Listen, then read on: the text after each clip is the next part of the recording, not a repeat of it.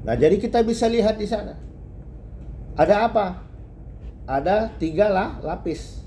Ya, ada switching, core access, dan ada routing.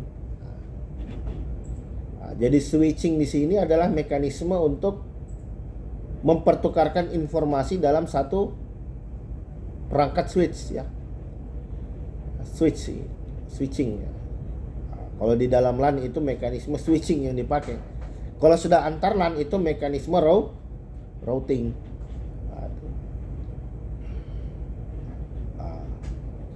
Jadi kenapa perlu dibentuk LAN kecil-kecil seperti itu? Kenapa perlu dibentuk LAN kecil-kecil seperti ini? Tujuannya adalah untuk security. Jadi ketika terjadi kompromis di dalam satu jaringan LAN, dia hanya akan berdampak di area tersebut saja. Tapi bayangkan misalkan kita pakai satu switch terus kita hubungkan semua perangkat. Printer di sana, ya, perangkat komputer di sana, server di sana, firewall di sana. Termasuk juga misalkan kalau ada tamu ya, wifi guest ya, ada perangkat-perangkat guest.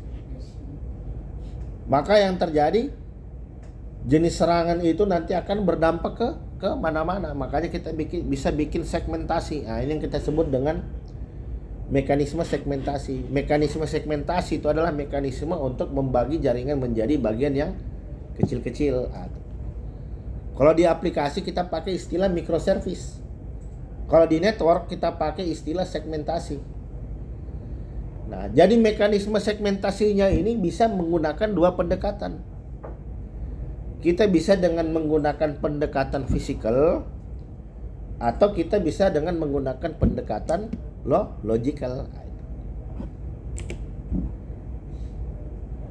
Nah, kalau fisikal berarti kita baginya pakai perangkat fisik, misalkan network, pakai switch ya, atau pakai router. Nah, itu kita sudah menerapkan segmentasi. Tapi kita bisa juga dengan pendekatan logik, misalkan apa? Kita pakai VLAN ya. Kita pakai VLAN, pakai VPN. Sehingga mekanisme akses ini melalui mekanisme yang ketat karena ada mekanisme autentikasi di sana.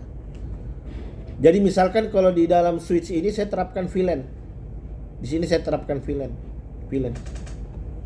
Berarti kan ini sudah segmentasi di lapisan physical dan segmentasi di lapisan logical gitu ya. Sehingga untuk berpindah dari satu network ke network yang lain tentu perlu mekanisme yang ketat di situ. Nah, jadi ini yang kita sebut dengan struktur hierarki ya. Hierarchical designer ya, desain hierarki ya. Jadi